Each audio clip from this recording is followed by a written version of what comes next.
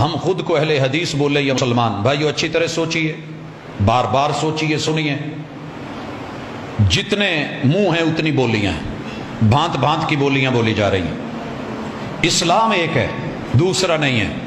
آدم سے لے کے محمد رسول صلی اللہ علیہ وسلم تک ماننے والا مسلمان ہے، لیکن مسلمانوں نے اسلام کے نام پہ جو جو کیا ہے اس سے امتیازی پہچان کے لیے بتانے کے لیے یہ ضروری ہوتا ہے۔ اور اس حوالے سے میں گزارش کروں گا کہ میں لکیر کا فقیر نہیں ہوں اور میں ناموں کی جنگ نہیں لڑا کرتا، لیکن پھر بھی کہہ دوں، کلمہ پڑھنے والے مسلمان تھے، محمد رسول صلی اللہ علیہ وسلم کا کلمہ پڑھا۔ جو شروع میں آئے ان کا نام، ان کا ٹائٹل دیا گیا السابقون الاولون۔ جنہوں نے مکہ کو چھوڑا، ہجرت کی تھی مسلمان، مگر تعارف کیا ہوا مہاجرین۔ جنہوں نے مدینے میں کلمہ پڑھا تھے مسلمان، مگر ویلکم کیا تو ٹائٹل بنا انصار، اور اسی نام سے شہرت پائی۔ تھے 313 مسلمان، بدر میں آئے تھے، جو نہیں شریک ہو پائے تھے وہ بھی مسلمان، مگر ان کو بدری کا ٹائٹل اور شہرت اور عزت اور اعزاز ملا۔ صلح حدیبیہ میں جو شریک ہوئے، بیعت رضوان والے 1400 لوگ، ان کو اہل بیت الرضوان بولا محمد رسول صلی اللہ علیہ وسلم نے، حالانکہ مسلمان تھے، ایک تعارف کے نام سے۔ جنہوں نے قرآن پڑھا سارے ہی تھے، مگر وہ جو شہید ہوئے، شہید پہلے بھی ہوئے تھے، مگر وہ 70 قرہ، 70 قرہ، جن کے لیے میرے محبوب نے مہینہ بھر قنوت نازلہ فرمائی ہر فرض نماز کی آخری رکعت میں، تو یہ ایک ٹائٹل ہے، ایک پہچان ہے، محمد رسول صلی اللہ علیہ وسلم نے خود کروائی۔ اور پھر یاد رہے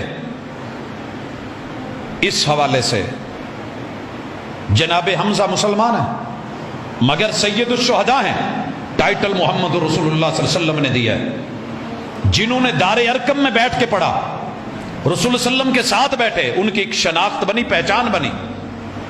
ہم سارے انسان ہیں، مگر آپ سے کوئی پوچھے تو آپ اپنا نام انسان نہیں بتاتے، انسان نہیں بتاتے، ہم سارے اللہ کے بندے ہیں۔ یا ایھا الناس اعبدوا، انسانوں اللہ کے بندے بنو، مگر ہم اپنا نام عبداللہ نہیں بتاتے۔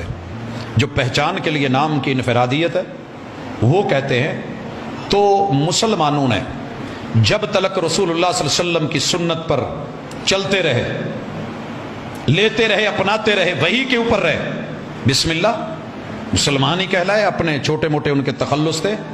لیکن جب سبائی آئے، آل سبا آئی، اسی طرح خارجی آئے، مد مقابل میں دیگر گروہ آئے جو حق سے، حق کے نام پہ ہٹ گئے تھے، حق سے معتزل آئے، تو امت مسلمہ نے ان کے مد مقابل اپنا نام اہل السنہ والجماعہ رکھا۔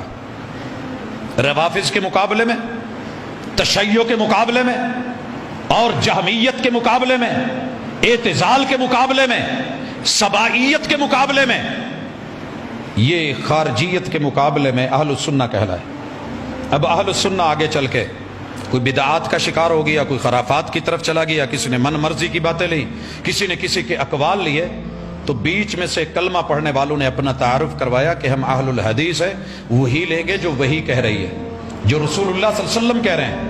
اور جب آپ کا فیصلہ، فتویٰ، عمل موجود ہے، ہمیں کسی دوسرے کے فیصلے اور فتوے کی ضرورت نہیں ہے، کیونکہ سب کو دلیل کی ضرورت ہے۔ وہ صحابی بھی ہو تو رسول اللہ صلی اللہ علیہ وسلم سے پوچھ کے چلے گا، اپنی مرضی سے کام کرے تو آپ خود کہتے ہیں من رغب عن سنتی فلیس منی، جس نے کہا میں ساری زندگی نماز پڑھوں گا، قیام کروں گا، آرام نہیں، روزے رکھوں گا، چھوڑوں گا نہیں، اور تیسرے نے کہا میں شادی نہیں کروں گا، میں زندگی دین کے لیے وقف کر دوں گا، اگر ان کے عمل دلیل ہوتے تو محبوب کبھی یہ نہ کہتے کہ انہوں نے میری سنت سے بے رغبتی کی، اور جو میری سنت سے بے رغبتی کرے گا وہ میرا نہیں ہے۔ اس لیے یہ تعارف ہے، یہ پہچان ہے کہ ہم وہ لوگ ہیں، جیسے پھل کو لاتے ہو دڑا لگا ہوتا ہے، ان میں سے چن کے ہیں سارے ہی آم۔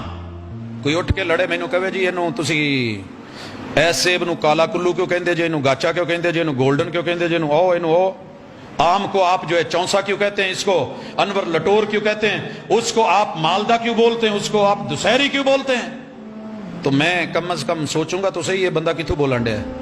تو میرے بھائی مسلمان ہیں ہم سب، لیکن پہچان ہے کہ کہ ہم ضعیف کو، جھوٹی کو، دو نمبر بات کو، من گھڑت کو، بناوٹی اقوال کو، لوگوں کے افعال اور آراء کو محمد رسول صلی اللہ علیہ وسلم کی حدیث پہ ترجیح نہیں دیتے ہیں۔